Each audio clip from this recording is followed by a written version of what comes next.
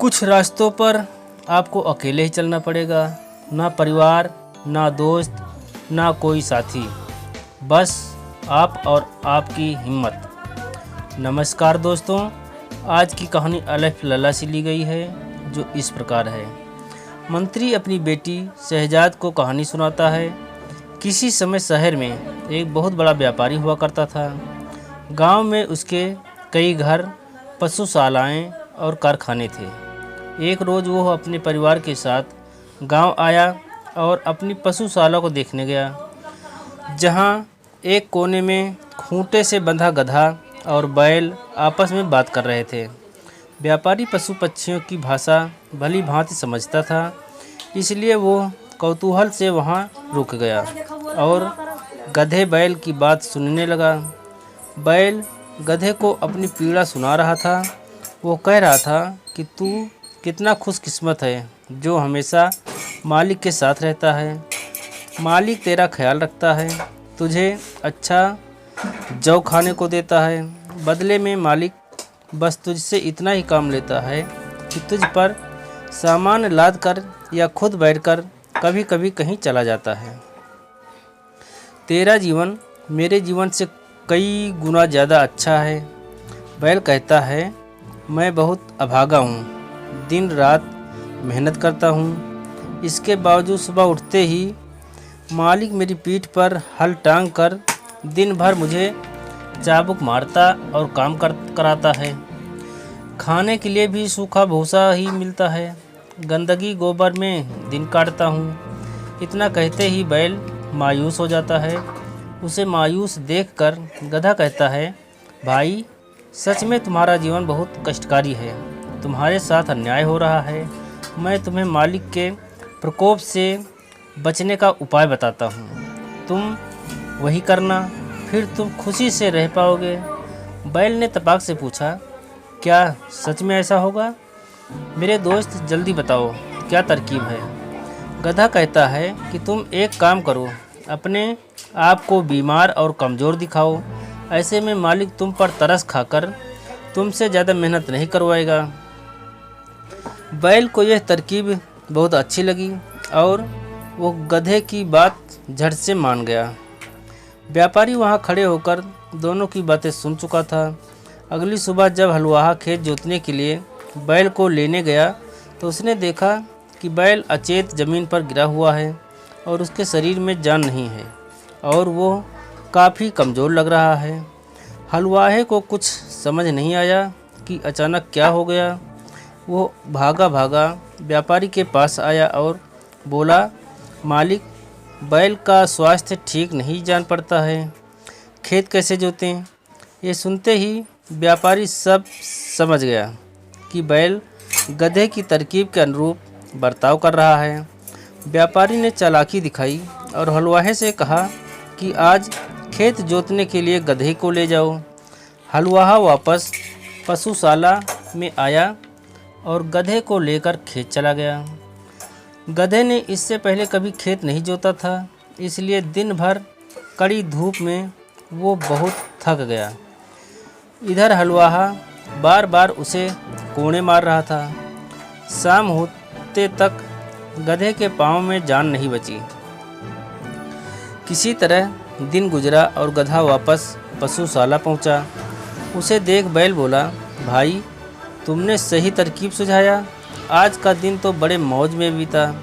लेकिन गधा इतना थक चुका था कि कुछ बोल ही नहीं पाया और अपने स्थान पर गिर पड़ा।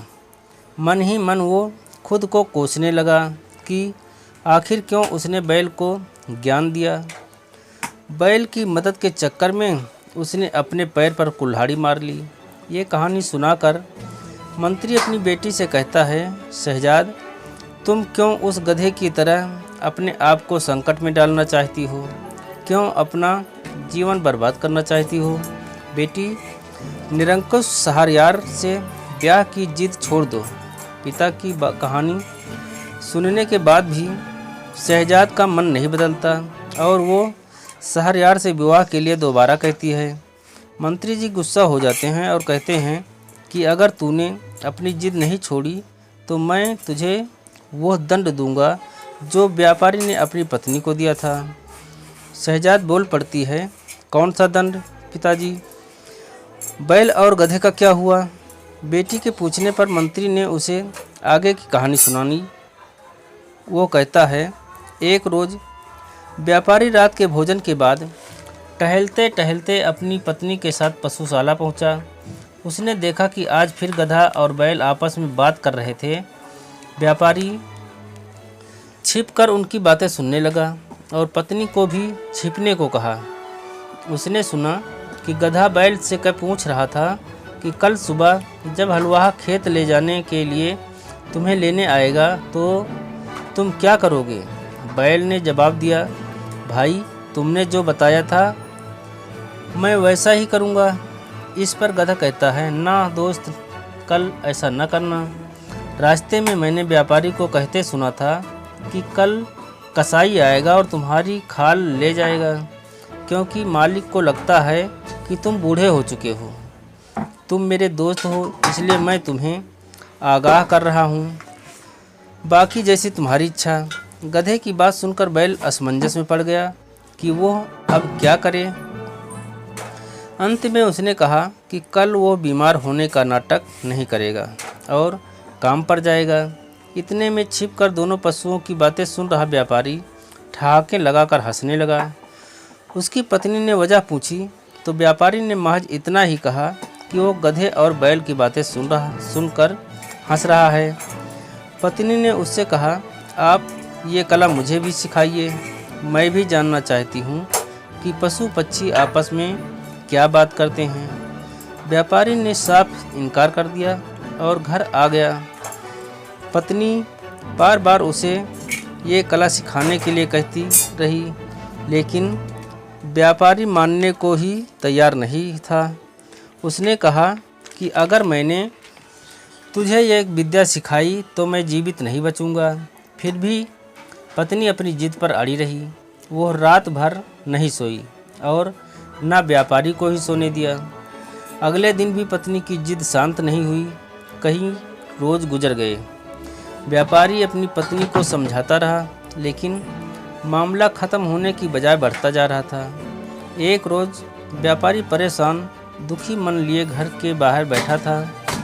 उसने देखा कि आंगन में मुर्गा मुर्गी प्यार भरी बातें कर रहे हैं, जिसे देखकर वहां खड़ा एक कुत्ता उन पर भौंक रहा है। वो मुर्गा मुर्गी से कहता है, तुम दोनों को लज्जा नहीं आती? हमारे मालिक परेशान हैं और तुम दोनों खुशी मना रहे हो। इस पर मुर्गा कहता है कि हमारा मालिक मूर्ख है, जो एक स्त्री का पति है। मुझे देखो, मैं कितना सुखी हूँ। यहाँ की 50 मुर्गियाँ मेरे अधीन हैं।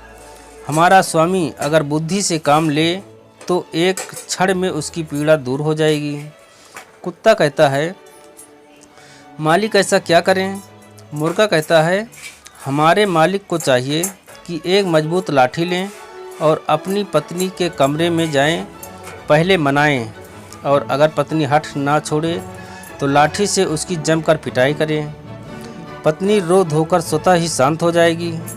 मुर्गे की बात व्यापारी ने सुनी और उसने वही किया जो मुर्गे ने कहा था। पत्नी के कमरे में जाकर उसने लाठी से उसकी जमकर पिटाई की। पत्नी लाख चीखती रही, रोती रही, माफ़ी मांगती रही, लेकिन व्यापारी तब तक नहीं रुका जब तक पत्नी ने जिद नहीं छोड़ी। शहजाद पिता के सिरहाने खड़ी ये कहानी सुन रही थी।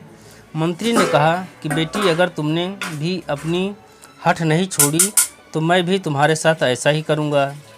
शहजाद इतने पर भी नहीं मानी और शहरयार से विवाह के फैसले पर कायम रही। उसने मंत्री से कहा कि पिताजी, मुझे भी ऐसी कई ऐतिहासिक कहानियाँ मालूम हैं, लेकिन उन्हें कहने का कोई फ़ायदा नहीं है। आप मेरी बात मान लें, अन्यथा मैं खुद आपके खिलाफ जाकर शहरयार से विवाह करने चली जाऊंगी। बेटी की हट के आगे मंत्री ने घुटने टेक दिए और कहा, मैं कल ही शहजादे शहरयार से इसके लिए बात करूंगा। अगले दिन सुबह सुबह मंत्री शहरयार के पास पहुंचा और बोला, बादशाह, मेरी बेटी आपके साथ विवाह सूत्र में बंधना चाहती है।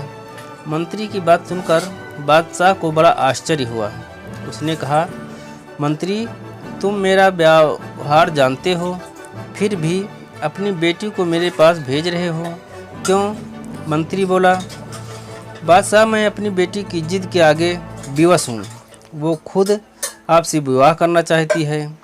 उसका कहना है कि इस संसार में वो एक रात किसी की दुल्हन बनकर बिताना और उसके अगले दिन मरना पसंद करेगी। बादशाह को बड़ा आश्चर्य हुआ।